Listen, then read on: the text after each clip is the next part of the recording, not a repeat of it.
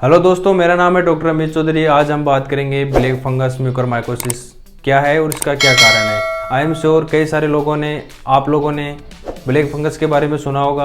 आजकल न्यूज़ में, मीडिया में, व्हाट्सएप पर, फेसबुक पर ब्लैक फंगस की चर्चा है कि अभी अभी तो एक महामारी से बाहर निकले थे या कोशिश कर रहे थे महामारी से बाहर निकलने की, और एक नई समस्या आ गई, ब्लैक फंगस।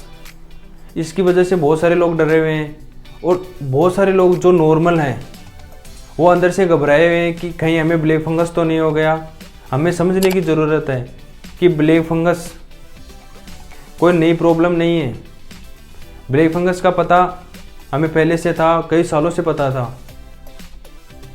ब्लैक फंगस एक तरह का फंगस है, जैसे बैक्टीरिया होता है, वायरस होता है।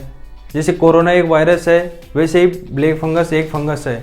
फंगस कई तरीके के होते हैं, जैसे आपने देखा है कभी कभार दीवार पर सिलन आ जाए तो इस तरीके के काले काले धब्बे मिलते हैं। ये भी एक तरीके के फंगस है, ना कि ब्लैक फंगस।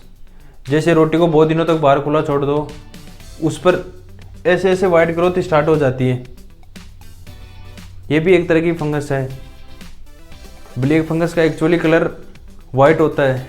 इसको ब्लैक फंगस हम इसलिए कहते हैं क्योंकि जब ये आपकी बॉडी को इन्फेक्ट करता है तो इन्फेक्शन में ये काले काले क्रिस्टल एक्सचार्ज बनाता है। जो जगह इससे इन्फेक्ट हुई है वो काली दिखाई देती है। उसका कालापन इसलिए दिखता है क्योंकि वहाँ पर टिश्यू है वो मर रहा है, उसका कलर काला हो जाता है और काली अपीयरेंस आती है, इसलिए हम ब्लैक फंगस कहते हैं। और आपको समझना ये ज़रूरी है कि ब्लैक फंगस हवा में और मिट्टी में प्रेजेंट होता है। जैसे मैं आपसे बात कर रहा हूँ तो यहाँ पर भी ब्लैक फंगस के स्पोर घूम रहे हैं, तो हमारे दिमाग में आता है कि जब ब्लैक फंगस मिट्टी में, हवा में प्रेजेंट है तो ये ब्लैक फंगस हमें इन्फेक्ट क्यों नहीं कर रहा। जैसे मैं अभी आपसे बात कर रहा हूँ तो ब्लैक फंगस मुझे इन्फेक्ट क्यों नहीं कर रहा, क्योंकि हमारी बॉडी की इम्यूनिटी स्ट्रॉन्ग है। या जिस इंसान की बॉडी की इम्यूनिटी स्ट्रॉन्ग है या जिस इंसान की बॉडी में ताकत है उसको ब्लैक फंगस का इन्फेक्शन नहीं होगा। और ब्लैक फंगस का इन्फेक्शन एक अपॉर्चुनिस्टिक इन्फेक्शन है। जब किसी इंसान की बॉडी की इम्यूनिटी कम होती है या कुछ और तरीके के फैक्टर काम करते हैं तब उन लोगों में ब्लैक फंगस का इन्फेक्शन होता है। अब हमें यह समझना है कि ब्लैक फंगस के इन्फेक्शन पर हाई रिस्क पे कौन है। देखिए, सबसे ज़्यादा हाई रिस्क पे वो लोग हैं जिनका इम्यूनो कम्प्रोमाइज्ड है। मान लीजिए HIV या एड्स के पेशेंट या कैंसर के पेशेंट, या कैंसर की दवाई ले रहे हैं, कीमोथेरेपी या रेडियोथेरेपी ले रहे हैं, या फिर क्रोनिक किडनी डिजीज हुई है जैसे किडनी की प्रॉब्लम, या फिर ट्रांसप्लांट जैसे किडनी का ट्रांसप्लांट हुआ हो। ये लोग पहले ही हाई रिस्क पे होते हैं ब्लैक फंगस के, क्यों, चाहे कोरोना हो चाहे ना हो, क्योंकि इनकी इम्यूनिटी पहले से ही कम होती है। सरप्राइजिंग बात यह है कि 95% लोग जो ब्लैक फंगस से इन्फेक्ट हुए हैं वो लोग या तो डायबिटिक हैं या स्टेरॉइड का मिस यूज किया है। ये बात आज की डेट में आप समझ लें तो आप ब्लैक फंगस के इन्फेक्शन से बच सकते हैं।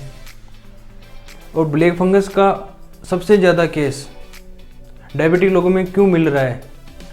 देखिए, इसमें क्या होता है, जब आप डायबिटिक होते हैं और आपको कोरोना का इन्फेक्शन हुआ है और कोरोना के ट्रीटमेंट में स्टेरॉइड दिए गए हैं तो आपकी बॉडी में शुगर बहुत बढ़ जाती है, अनकंट्रोलेबली हाई हो जाती है।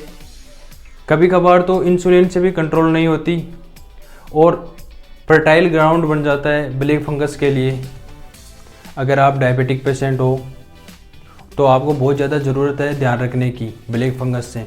कैसे रखना है, यदि आपका ट्रीटमेंट चल रहा है या ट्रीटमेंट ख़त्म हो गया है और आप घर आ गए हैं और रिकवरी फेज में है तो आपको अपनी शुगर को कंटिन्यूसली मॉनिटर करना है।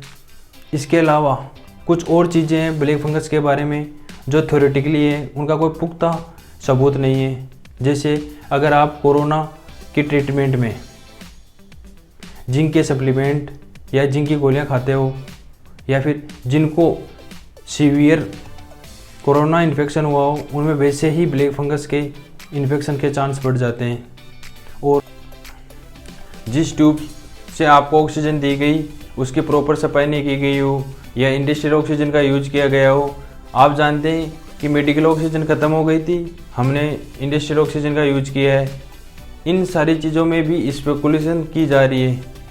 अभी इन चीज़ों पर प्रूवन नहीं है कि ब्लैक फंगस का इन्फेक्शन बढ़ सकता है। ब्लैक फंगस के लिए इलाज, लक्षण क्या है, टेस्ट क्या होना चाहिए, ये नेक्स्ट वीडियो में देखेंगे। यदि आपको वीडियो पसंद आई हो तो लाइक करना, शेयर करना और चैनल को सब्सक्राइब करना और बेल आइकन को ज़रूर दबाना, जिससे आपको नए वीडियो का नोटिफिकेशन मिल सके।